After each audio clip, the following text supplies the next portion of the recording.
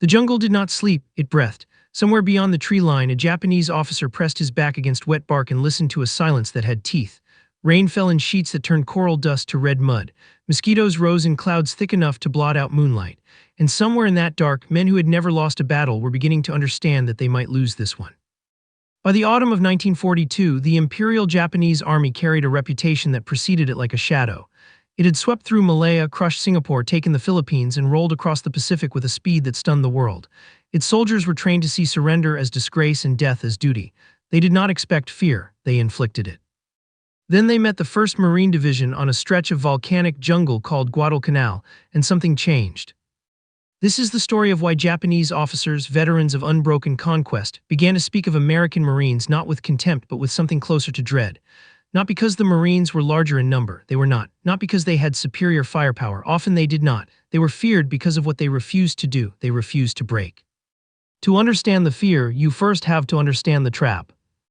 Guadalcanal was never supposed to matter. It was a strip of jungle in the Solomon Islands, barely mapped, thick with malaria, crawling with disease and rot. But in July 1942, Japanese engineers began carving an airstrip out of its coastal plain. That airstrip would let bombers threaten the shipping lanes between America and Australia. If it fell into Japanese hands permanently, the entire southern Pacific could be cut off. Washington understood the stakes immediately, so did Tokyo. On August 7, 1942, the 1st Marine Division came ashore. It was the first major American offensive of the Pacific War, launched with a plan so hastily assembled that some officers privately called it Operation Shoestring. Intelligence was thin, supply lines were fragile, naval support was uncertain. The Marines took the airstrip almost immediately. They renamed it Henderson Field after a pilot lost at Midway, and then within days the true nightmare began. The United States Navy, badly mauled in a night battle off Savo Island, withdrew its transport ships from the waters around Guadalcanal. The Marines who had just landed were suddenly stranded, cut off, underfed, undersupplied, surrounded by an enemy that controlled the sea and for weeks the sky. Imagine that moment, thousands of young men, some barely out of high school, standing on a beach that no longer had ships behind it. No easy resupply, no guaranteed evacuation, just jungle in front of them, ocean behind them, and an enemy convinced that Americans lacked the stomach for this kind of war. That belief was not paranoia, it was doctrine. Japanese military culture in 1942 was shaped by a code that prized willingness to die over willingness to retreat. Many officers genuinely believed that American soldiers, raised in comfort, would collapse under pressure the way European colonial forces had collapsed across Southeast Asia months earlier. Singapore had fallen in weeks. The Philippines had fallen in months. Why would a jungle airstrip be any different? There was also a deeper cultural current feeding that confidence. Decades of military education in Japan had cultivated the belief that spirit could overcome material disadvantage, that the willingness to die was itself a weapon no democracy could match. Officers were taught that industrial nations, soft from comfort and individualism, would falter once the true cost of war revealed itself. Guadalcanal was where that theory would be tested against reality in mud, blood, and fever. The Japanese command sent reinforcements confident that a hard push would finish the campaign quickly. Colonel Kiyono Ikiki led roughly 900 men in an assault meant to retake Henderson Field in a single decisive strike. It reflected the same doctrine that had worked everywhere else. Move fast, strike hard, break the enemy's will before he can organize. On the night of August 21st, along a sandbar at the mouth of a river the Marines would later call Alligator Creek, that doctrine met its limit. Japanese soldiers charged directly into prepared American positions, some of them shouting as they came, some running straight into machine gun fire that cut through the dark in long, merciless bursts. Marine gunners fired until barrels glowed red. By morning, the sandbar was littered with bodies. Nearly the entire attacking force was destroyed. When daylight came, Marines walked the sandbar in stunned silence, counting the dead of an assault that should never have been sent forward in the open the way it was. Some of them later admitted the scale of it unsettled them as much as it reassured them. An enemy capable of throwing 900 men into machine gun fire without hesitation was not an enemy that operated by the same calculations they did. For the Marines, it was brutal, terrifying, and formative. For the Japanese, it was something worse. It was the first sign that the old formula might not work here. But one battle does not build a reputation. What built the fear was what came next, weeks of it, then months. Consider the conditions those Marines endured. Rations dwindled to 2 meals a day, sometimes less. Captured Japanese rice, when it could be found, became a staple more reliable than their own dwindling supply lines. Malaria spread through the ranks so completely that some units reported nearly half their men infected. Dysentery, jungle rot, and exhaustion became as constant as the enemy. Ammunition had to be rationed. Boots rotted on men's feet. Sleep became a luxury measured in stolen minutes between artillery bursts. Picture the perimeter itself. A thin crescent of foxholes cut into red clay strung along a river line in a tree-choked ridge, defended by men who had not had a hot meal in days and would not have one for weeks more. Barbed wire sagged under vines that grew back almost as fast as it could be cleared. At night, the jungle made sounds no one could identify, and every unidentified sound became a decision. Fire or wait, move or hold.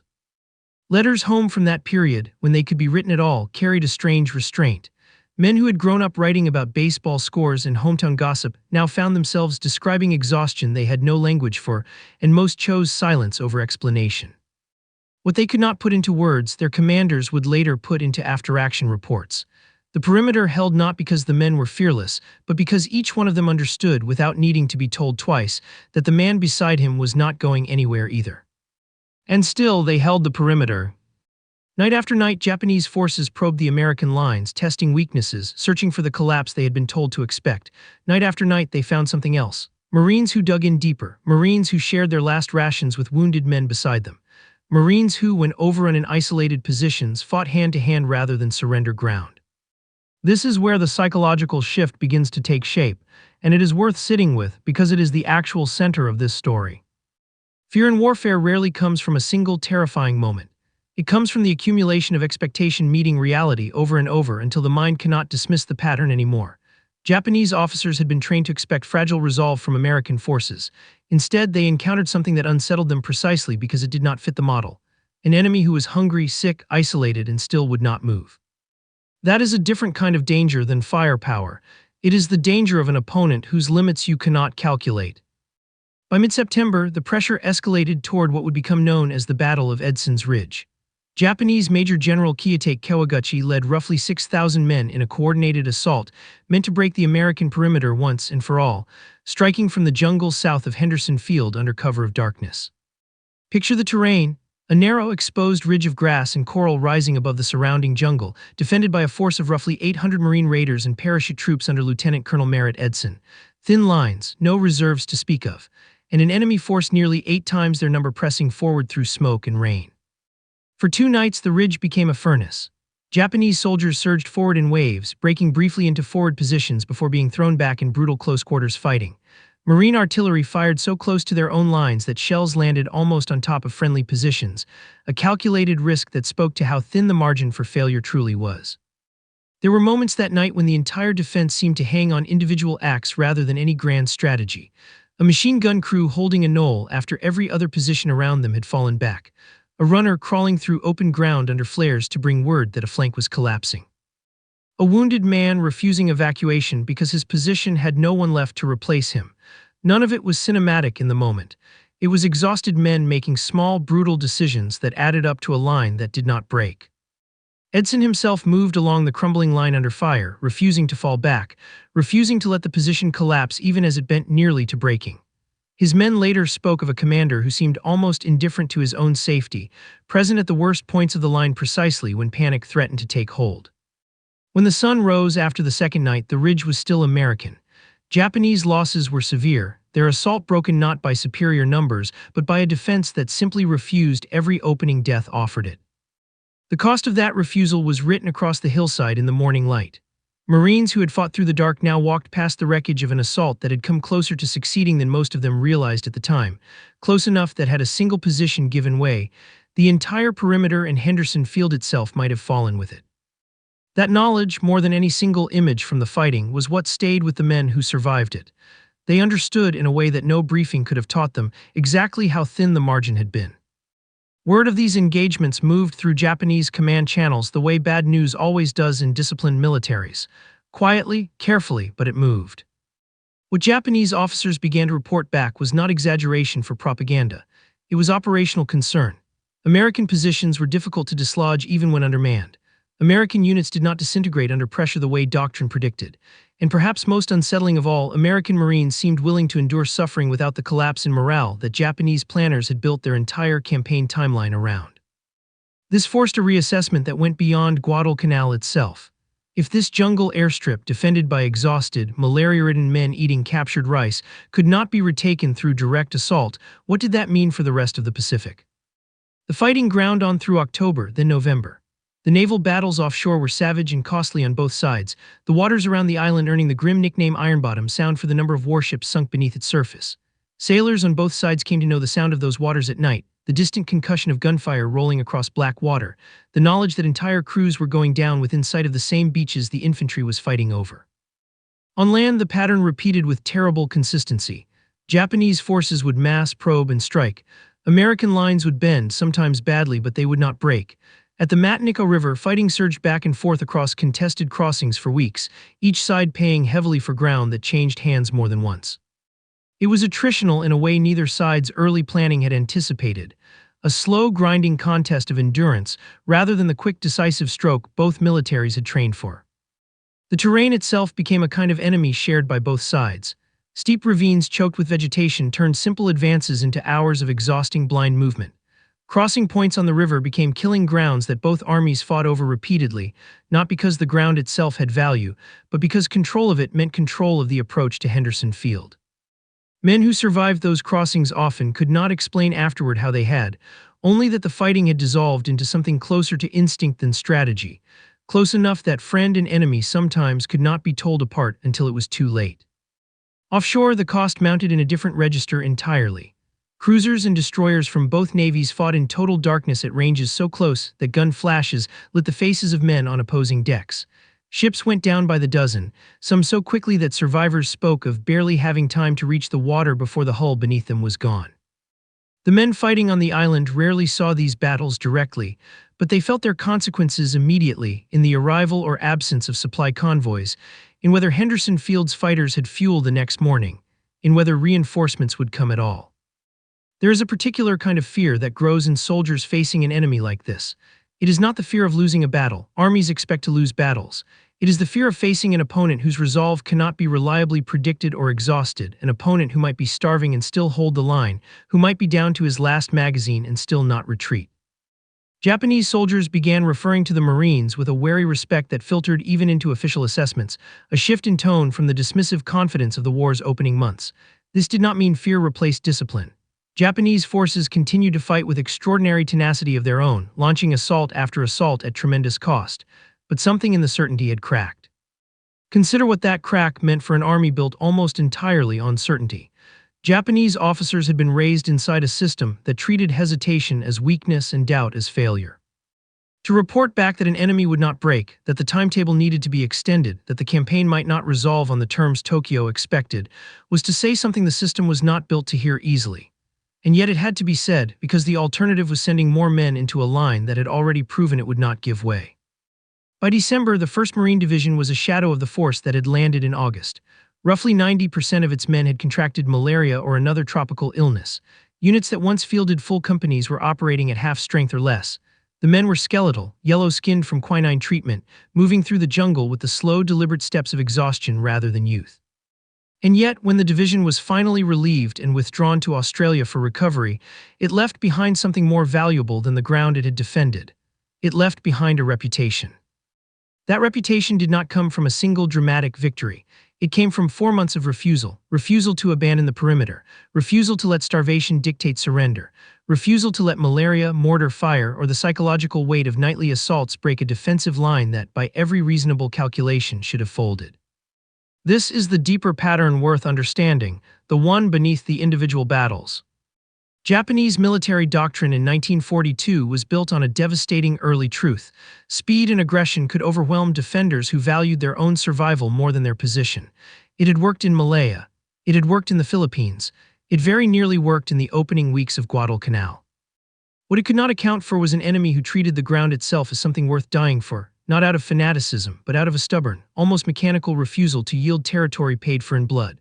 American commanders instilled a doctrine of holding the line at nearly any cost, and the men on that line, cut off, sick, and outnumbered in critical moments, carried it out with a consistency that Japanese intelligence had not modeled into their planning.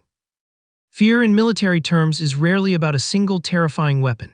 It is about uncertainty. An enemy that behaves predictably can be planned against. An enemy that keeps holding when every variable says it should not creates a different kind of dread, one that spreads through officer corps quietly, in briefing rooms and staff reports, long before it ever reaches a history book. It is worth remembering, too, that fear of this kind rarely announces itself. It does not appear in a single dispatch or a single confession. It appears in the small, cumulative adjustments an army makes when its assumptions stop matching the battlefield. Attack timetables lengthened. Reserve requirements grew larger than planners had once thought necessary. Officers who had once spoken of taking the airfield within days began speaking carefully of taking it within weeks, and then not at all. By the time the campaign for Guadalcanal ended in February 1943, with Japanese forces conducting a final, largely undetected evacuation of their remaining troops, the strategic picture of the Pacific War had shifted. Japan's assumption of inevitable momentum was gone. The idea that American resolve would crumble under pressure the way it appeared to in the war's opening months had been tested directly, on the worst possible terrain, against the worst possible odds, and had not held up. Guadalcanal cost both sides enormously. Roughly 7,000 American lives were lost across the campaign, alongside tens of thousands of Japanese dead, many from disease and starvation as much as combat. Neither side walked away untouched by what those months demanded. But something asymmetric happened in how each side carried that cost forward. For Japanese command, Guadalcanal became a quiet warning embedded in future planning. Assaults grew more cautious. Assessments of American resolve grew more measured. The confident timelines of early 1942, built on the assumption of rapid, unstoppable conquest, gave way to a longer, grimmer calculation about what retaking lost ground from American forces would actually cost. That recalculation would echo forward into every island campaign that followed, shaping how Japanese commanders prepared their defenses at Tarawa, at Peleliu, at Iwo Jima, where the doctrine shifted from throwing men forward in open assault to digging them into positions meant to bleed an advancing enemy as slowly and expensively as possible. For the Marines, and for the men who trained the divisions that followed them into those later battles, Guadalcanal became something closer to a founding scripture. Proof forged in mud and fever that the line could be held. Veterans of the campaign carried that proof with them into training camps and command posts for the rest of the war, passing forward not just tactics but a kind of institutional certainty that the men beside them would not run. Return now to that officer in the opening image, pressed against wet bark, listening to a silence with teeth. He did not know in that moment that he was standing at the edge of a shift in the war's entire psychology. He only knew that the men across from him in the dark were not behaving the way he had been told to expect. That is the quiet, terrible power at the heart of this story. Not a single battle, not a single act of heroism, though there were many. It is the slow, grinding realization spread across 4 brutal months that an enemy assumed to be soft had turned out to be exactly the opposite, and that the war ahead would not be won on the timeline anyone in Tokyo had once believed. The jungle eventually grew back over the positions on Edson's Ridge and the sandbar at Alligator Creek. The airstrip became a permanent base, its runways expanding long after the last shots on the island had faded into memory. The names of the men who held that line, many of them barely 20 years old, faded into official records and quiet cemeteries, into letters home that arrived months late, into photographs kept in drawers by families who never fully understood what those months in the mud had actually cost. But somewhere in the memory of an army that had never known defeat, Guadalcanal left something that outlasted the terrain itself, not just the loss of an island, the loss of certainty. And for an enemy who had built an empire on the belief that resolve alone could conquer the Pacific, that loss of certainty was the beginning of something far more dangerous than any battle they had fought before. It was the beginning of fear. A fear that did not come from the weapons the Marines carried, but from the fact that no amount of pressure seemed able to make them put those weapons down.